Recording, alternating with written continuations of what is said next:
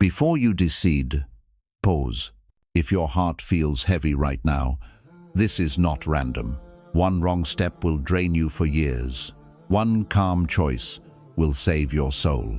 Listen, this moment matters. Confusion is a sacred state, not a flaw. There is a moment in life when you no longer know what to do. The choices that once felt clear now feel blurry. The direction that once felt right no longer feels certain. And this confuses you. You start thinking something is wrong with you. But Sufis understood something most people never learn. Confusion is not failure. Confusion is a sign that guidance is changing. When confusion appears, it does not mean Allah has left you.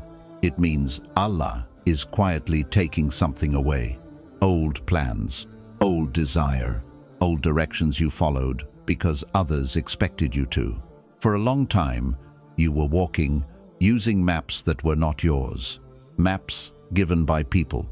Maps shaped by fear. Maps built from pressure, comparison, and survival. And now, those maps no longer work. That is why the mind feels lost.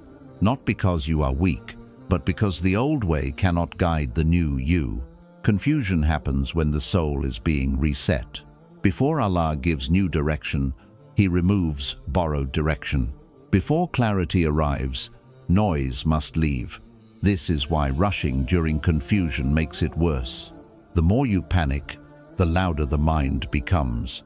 And the louder the mind becomes, the quieter the soul feels.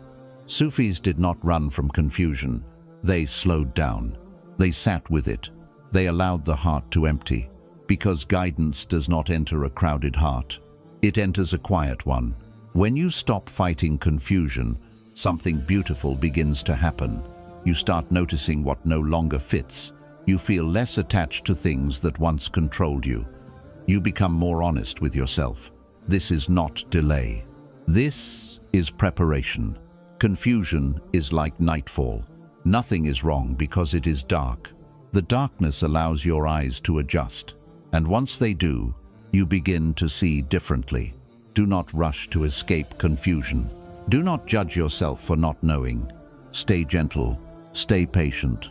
Sit with the feeling. Because confusion is not the end. It is the space where truth settles. It is the place where old identities dissolve and real guidance begins to form. What feels like being lost is often the moment before you are truly led. If you cannot force it, it is not yours to carry. There is something important the Sufis learned early in life. What is meant for you does not need to be forced. If you have to beg for it, chase it endlessly, explain yourself again and again, or break yourself just to keep it. Pause. This is not strength. This is a sign. Forcing something feels heavy in the chest.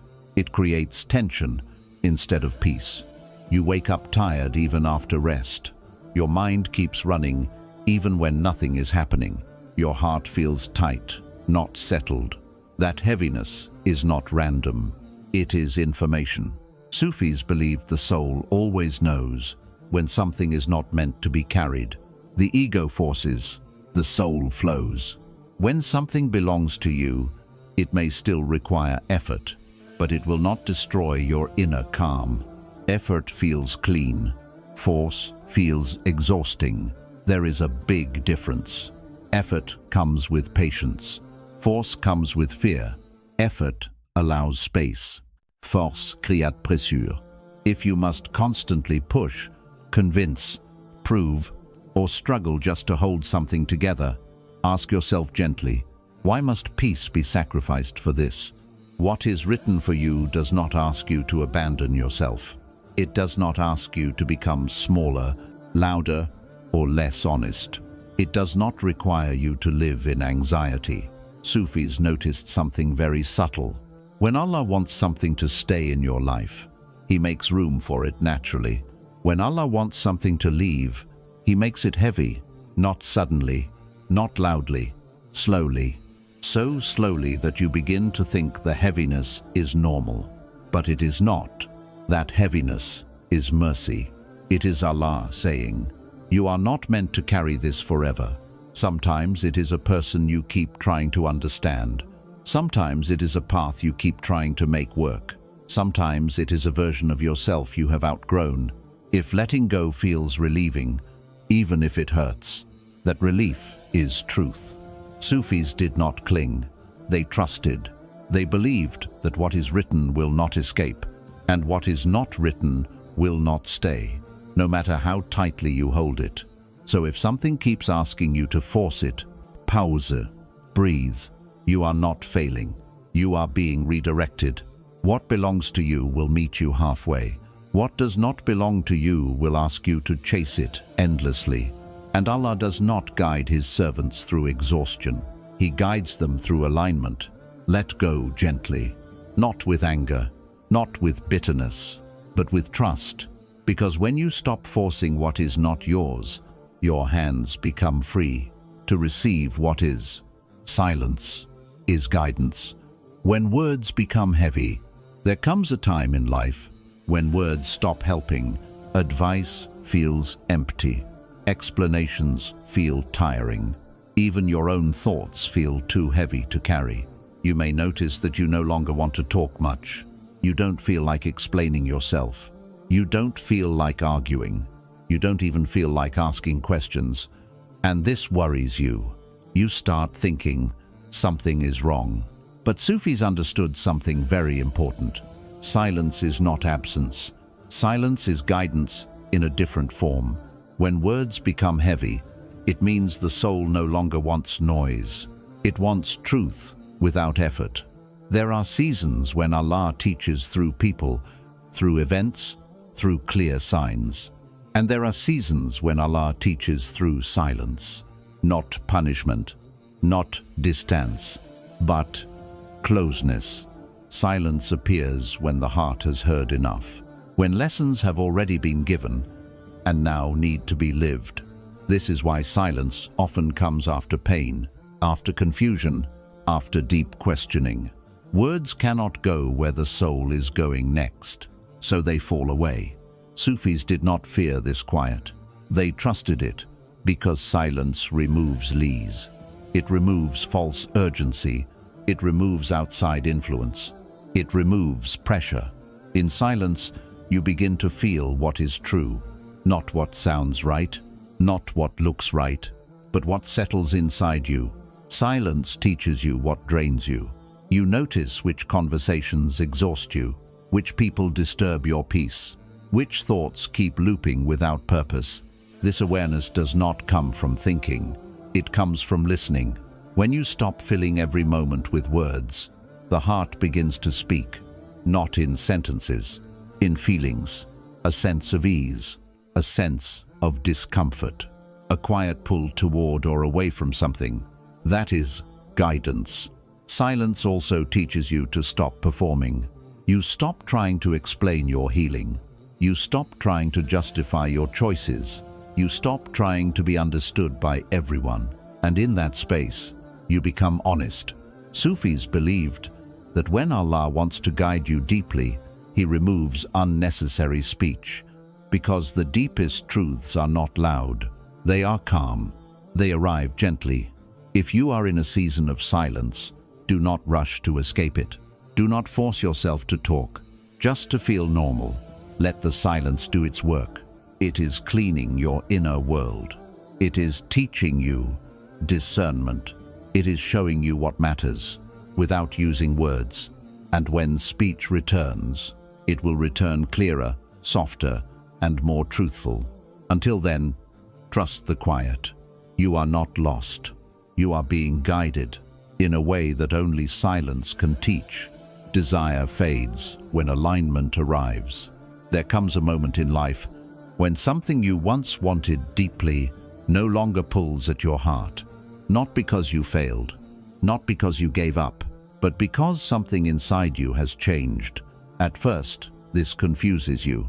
You ask yourself, why don't I want this anymore? Why doesn't this excite me like before? Why does my heart feel quiet? Sufis understood this moment very well. They believed that desire fades when alignment arrives. When your soul begins to walk in the right direction, it no longer clings to what does not belong on that path. Desire does not always leave with drama. Sometimes it leaves gently. You don't cry over it. You don't chase it. You simply notice that it no longer lives in you. This is not emptiness. This is freedom. Many people think desire is life, but Sufis knew something deeper. Desire is often a sign of lack. Alignment is a sign of wholeness. When you are misaligned, you crave things to fill the gap.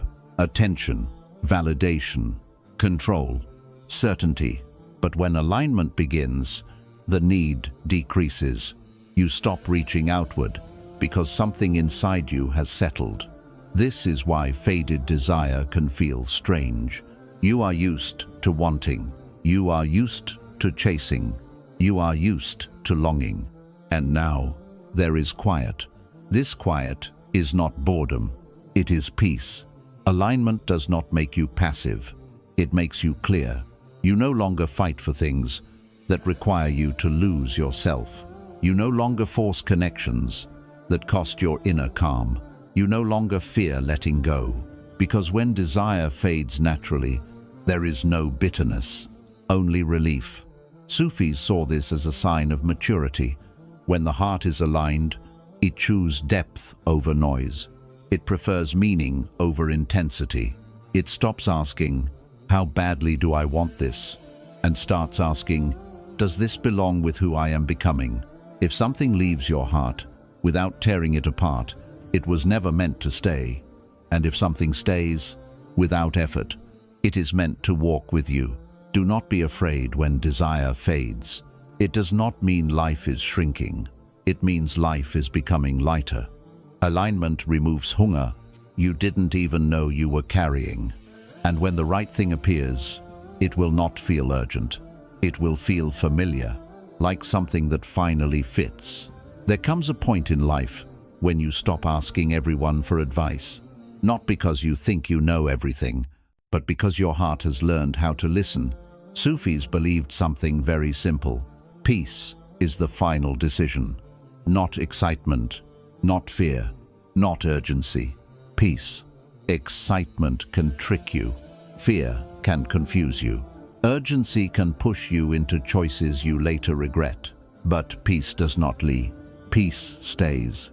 When something is right for you, it may still be challenging, but it will not disturb your inner calm. Your sleep may improve. Your breath becomes deeper. Your chest feels lighter. This is not coincidence. It is guidance. Sufis did not chase loud signs in the world. They watched what happened inside them. If a thought brought constant anxiety, they did not ignore it. If a choice made the heart restless, they paused, because restlessness is not direction. Peace is. Peace does not mean everything is perfect. It means you are no longer fighting yourself. You are no longer forcing clarity. You are no longer trying to convince your soul. When you imagine walking away from something and you feel relief, that is not weakness, that is truth. And when you imagine stepping forward and your heart settles, even without knowing the outcome, that is alignment. Peace is quiet confidence. It does not shout. It does not rush. It simply remains. This is why Sufis trusted peace more than logic. Logic changes with information. Peace stays even when information is incomplete. When you are aligned, you stop over-explaining. You stop replaying conversations in your mind. You stop asking, "What if I'm wrong?" because something deeper says, you are safe. If peace leaves your life when you hold on to something, listen. If peace returns when you release it, listen even more carefully. Peace is not the reward at the end of the journey. It is the sign you are walking correctly. When peace arrives, stop questioning it. Do not doubt it because others do not understand. They are not meant to. This decision was made between your soul and Allah. Trust that conversation. Move slowly. Move gently. Let peace lead. Because when peace chooses, you will never have to regret the path you took.